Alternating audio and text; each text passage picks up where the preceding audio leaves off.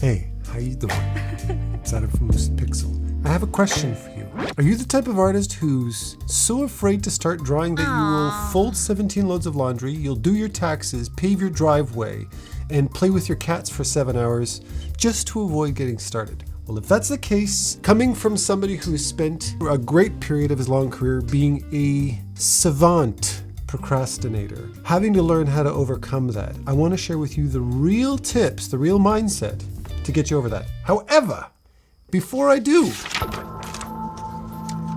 I have something I need to say. I'm trying to keep a straight face. It's not very easy. Adam, what are you drinking? I'm going to call out one of you. One of you subscribers, one of you people who leave comments in my videos. One of you left a comment on one of my videos that has caused my life irreparable damage. Irreparable. I don't think I'm ever going to overcome this. And I'm going to call you out by name. Titan Mesozoic 6943. I hope you're sitting down. What I've been doing lately is building this long, awesome list of art YouTubers because the algorithm really does not push art content all that much. Go through the list in the description. If you don't see your favorite art YouTuber, let me know in the comments and I will add that to the list. And one of you, Titan Mesozoic 6943, made a couple of amazing recommendations. But one in particular really hit home for me because this artist, who I am humiliated to know I never knew about, is one of the most incredible teachers and creature designers, yet YouTube never recommended him. So I said, yeah, thank you, Titan, I'll go and check it out. And I went to check out his content, and long story short, I hope my cats are okay. I hope my family's okay. I don't know. I haven't checked on them because all I've been doing is watching Bobby Rebholz's videos all week. Thank you, Titan. I bet you were scared that, oh my God, Adam's calling me out publicly. What the hell?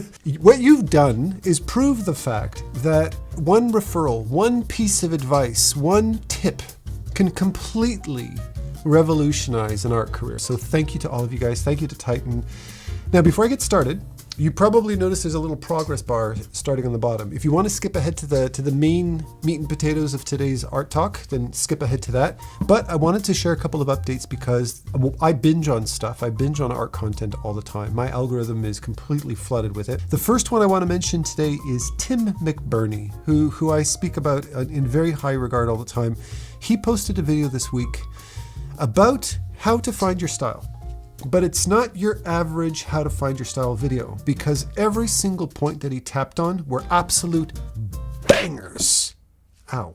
I was a bit too enthusiastic. And the things he shares in that video are the real stuff that really make a difference. I really highly recommend you go and check it out. It's an absolute killer video. I recommended it on my channel. I posted it and shared it. Go and check it out. Tim McBurney. Absolutely amazing. Second one is from another artist who I follow religiously, Kelsey Rodriguez. It's a video where she looked at the artwork and portfolios and the social media and the whole presentation, the whole package of these artists. And from her artistic and from her business background, really deconstructed everything with this fine-tooth comb and gave them these tips. This is what this looks like, that you're coming across this way here. This is where I'm not quite sure what's going on. This is what you're doing amazingly. This is the stuff that might be holding you back. Some of the people she addressed were complete beginners. Some were seasoned pros. It was so enlightening. And Kelsey, if you're listening, keep making videos like this. Go and check out these two. Absolutely fantastic. Now, to get to the meat and potatoes of today's art talk. Procrastination. Are you a procrastinator? Be honest. If you are, then welcome to the club. Welcome to the world of being an artist. It's a big deal. Actually, Marc Brunet and Tyler Edlin posted videos this week talking about burnout. But in it, one of the things Marc said that really stuck with me is art is one of the most mentally demanding things on the human brain, more than any other craft, because it requires you to manage your emotional self, your technical self, organizational self, your physical skill drawing, how you express it. It's this all-encompassing thing. And it can be a pretty daunting thing. And for one reason or another that I want to highlight here, you can delay. You can put off what can feel like the pain of drawing. So I've got 6 points that I'm gonna make. And every single one gets deeper and deeper and deeper down the rabbit hole. Stuff that took me longer and longer and longer to realize. These are the things that really hold you back. It made all the difference in my life. And I want you to be able to benefit from this too. The first one, I love this one. Perfectionism is disguised procrastination. We tend, as artists, to live in our head a lot. Living in your head too much and thinking and planning in your head too much is more often than not the thing that's keeping you from getting to that growth that you want. What I mean by that is art is a physical activity. You need to make that brain to hand connection. I like to compare it a lot to learning a new language. I remember when I first started to learn Spanish, I learned in a book. I learned the grammar. I could read. I could write. I could go through all these tests and do this. I kind of self-taught myself how to speak, how to write and read in Spanish. And even though I had that vocabulary in my brain, one day I went to a Mexican bar in Montreal with my friends called Momentos. If you're ever in Montreal, there's a really good Mexican bar. Hopefully it's still around. And I was hanging around with about 7, 8 of my Mexican friends, and they all started to talk English to me. And I was like, hell no. They said, okay. And they switched to Spanish. And the first time I opened my mouth in the context of being in a Spanish conversation, despite all that knowledge in my brain, the moment I opened my mouth, I went, nothing came out. Literally, I literally felt my throat tighten up because I never made that brain to throat to mouth to tongue connection. And exactly the same thing applies in art. Learning is a physical activity. You need to draw. You need to make those mistakes with your head. You need to flesh things out physically with your hand and problem solve on your paper. Remember, your job is to take your thoughts and feelings and use those fundamental skills to be able to translate that into something that is communicated on paper, with the canvas, with the paintbrush, with a pencil. And if you don't do that, and you keep living in your brain thinking to yourself, I need to get this right, I need to make it perfect, and you mentally hold yourself back from making that brush stroke, from making that pencil stroke, first of all, you are not getting that physical practice. But the second thing is, by not drawing, you are not stimulating your desire to draw. I'll give you a really good actionable tip. Again, this is one of the reasons why I've been fanboying over Bobby so much. In one of his videos, in many of his videos, well, one of the things he does is work with a pencil, but sometimes with a standard Bic pen. When you're drawing with a pen, you can't undo a pen. And the other thing he says is if you're using a pencil, don't use an eraser, just use a pencil. If you make a mistake, if you make that wrong mark, you have to keep going with it. By erasing mistakes, you're erasing learning. Leave your mistakes on the page. And I loved that philosophy. If you have a drawing that's ugly, don't erase it. The reason being is you need to be able to analyze mistakes. Number 2, and this one might be a game changer for you if you're guilty of this. This one really made a difference in my life. You're thinking too broadly. You don't have a framework to your process. Imagine you and I are in a room and I open a door, and when we walk through the door, you are presented with a beautiful, vast pasture of flowers, thousands of species of flowers of every imaginable color. There's pollen floating through the air. And I turn to you and I say, pick your favorite flower. Are you out of your mind? There's thousands of flowers here. How in the world could I ever figure out which one is my favorite? In scenario number 2, I don't open that door. I just turn to you and I offer you 3 flowers and I say, pick your favorite. You don't even have to think for 2 seconds. You go, thank you. And that's it. Problem solved. What I did was I limited your options. I created a framework. I only gave you 3 to choose from. And that limitation is a superpower for productivity and overcoming procrastination. Think of artists, for instance, that you love. Think about some of the most popular artists out there. Loish, Anthony Jones, Tyler Edlin, Istebrak, Bobby Rebholz, etc. What do they all have in common? They all have a theme that they draw. Loish has those beautiful, elegant, colorful, flowing female illustrations. Anthony Jones has those beautiful, dynamic creature designs. Bobby Rebholz has all of these quadrupedal and insectoid sketches of these different creatures that he does. Tyler Edlin has these beautiful landscapes. These are all artists that have a niche, that have kind of adhered themselves to something.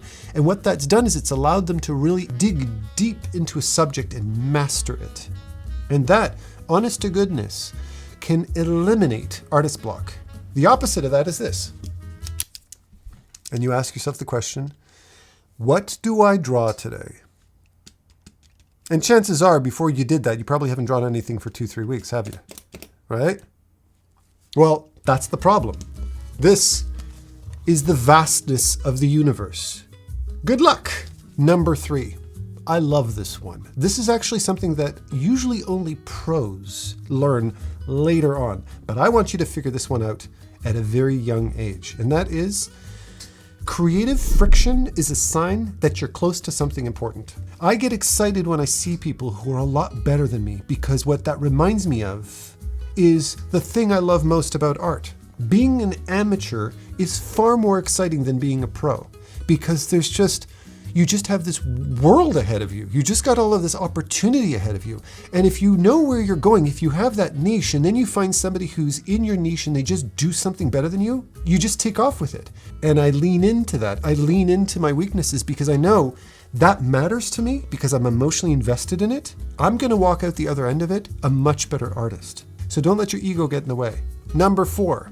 This is hugely important for anybody who wants to start working professionally and or already has, but might not have done so well professionally, because that happens. It happened to me. And that is, motivation is a trap. Professionals do not rely on moods. They rely on systems. If you haven't yet taken that huge leap into making that decision to pursue professional artwork, and God forbid, actually get hired by somebody, what happens? Something happens overnight for most artists. You realize you can't wait to get into the mood to draw. Usually up until that point, you have an idea, you sit down, you noodle around with it. Sometimes it works, sometimes it doesn't. You have good days, you have bad days. And you go, I'm not feeling it today. I'll try again tomorrow. Maybe I'll try again next week, whatever. And you can put it off. When you're working professionally, you can't put it off because somebody's waiting for you to get some artwork done. And now you got to do it. You can't wait for mood. And if you're the type of artist who's sitting around waiting to get yourself into the mood, even if you do wait to get in the mood, you're going to realize that once you get to that mood, it's still not going to work for you. Why?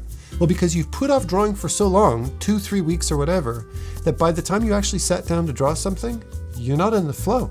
You're still rusty. You're not warmed up. You try for 30 minutes, 45 minutes, you try some sketches, they fail. So after 30 minutes, the mood dies. And then you put the book down and you leave a negative impression in your brain. It's like it's like leaving somebody after you've argued. You leaving an argument on a bad note without resolution. That argument will stick with you. Your relationship with your sketchbook is a personal one. Leave it on good terms. There, I like that. Number 5, something I've spoken about in the past, but I'm going to bring it up again because everybody thanks me for this. Burnout can, but usually doesn't have to do with overwork. It usually has more to do with emotional dissonance or misaligned goals. What does that mean? When I worked, the last studio job that I had before I went independent and before I started my online mentorship, my last job was working as a supervisor for a Disney show, for Wander Over Yonder. An amazing show, really good show. It was funny. I watched it with my kids. We all enjoyed it and stuff like that. It was super awesome.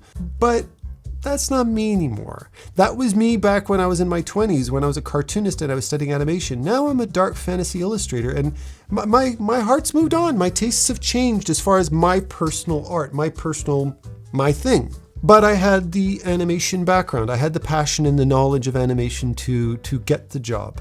And it was a very, very, very demanding job. Now, there was the aspect of being overworked. It was just an endless bombardment of work. That in and of itself, yeah, that could burn you out. But I think the straw that really broke the camel's back for me was the fact that I wasn't emotionally invested in what I was working on. I didn't go home at the end of a work day and think to myself, wow, I worked on that, man. That's so awesome. I didn't feel that way. If I was working on something like a Souls game or a horror game or a creature design game, I'd walk away from something like that feeling a sense of accomplishment. I would show it off to people. But I didn't show that off, despite the fact that it's Disney. Disney's not me anymore. So when I got overworked, that overwork burned me out very, very fast. Why? Well, because the textbook definition of burnout, as far as I've heard from psychologists, is when you put in an excess of labor without getting the emotional reward at the end of it. 1 month passes, 2 months passes, 6 months pass. By 6 months, the novelty of working at Riot Games ain't gonna cut it for you. Now it's work. Now you show up 7 days a week, 4 weeks a month. month after month after month. And slowly but surely that novelty wears off. Now it's work. How fulfilled do you feel at this point? If you can last a year in that environment, good job. If you can last 2 years, very good job. If you can last 3, 5 years, wow. Now, add another 50 years to that, and their face just goes gray. And it becomes factory work. It becomes labor to you. It's no longer a passion project. It's no longer something that you feel proud of. But man, when you can connect an artist to their voice, to their style, when you can help them find that, oh my God, magic things happen. And they can't shut up about their work. Like me, I can't shut up. I absolutely love what I do every single day. And I want the same thing for you. Last one. This is simple, but very, very powerful. It's not about getting more done. It's about getting closer to the thing you love. Remember a couple of points ago, I said to you, setting a framework for yourself. What I didn't say is setting long-term goals. Call this a hot take, and some of you might disagree with me, but I'm not a fan of the philosophy of setting long-term goals. And the reason being is, particularly for artists, we don't know where we're going to be in 6 months from now. We don't know where we're going to be from year. Do you think you're going to know where you're going to be in 5 years from now? Setting 5-year projects, unless of course you're working on a book and or a magazine or a film or something and it takes years. But when it just comes to the day-to-day stuff, the stuff that keeps you motivated on a day-to-day basis, the stuff that Antonis Stappaerts talks about a lot on ArtWOD, about getting that daily practice, about making that daily commitment to your work. The moment you learn a new principle in art, you retroactively look at everything you've drawn prior to that moment and you go, oh my God, everything else that I've ever drawn sucks. And you realize just how quickly your artistic mind evolves and grows. I expect myself to be a very different artist in 6 months. I just do. If I made a plan based on today, in 6 months, I know that that plan is going to be based off of aged criteria, and it's no longer going to be valid. So what I recommend is, yes, create a framework, have an idea, create an ecosystem, a community for yourself of artists that you love and things, a nice curated little environment. And I recommend Pinterest. I don't recommend Instagram. Set consistent daily habits. Aim for growth on a daily basis and try to keep yourself within a certain theme that you can build and piggyback off of your earlier success, but keep those failures on the page so you can use them as stepping stones to get better and better every day. Most likely, if you draw on a daily basis and you evolve and you learn and you commit yourself to owning up to your weaknesses and strengthening yourself artistically, you probably won't either. With that said, if you're still here, subscribe, because obviously you love people who ramble incessantly, and I can fulfill that desire of yours with ease, as you can clearly see. But that said, I love you with all my heart, and happy painting. Mwah! Take care.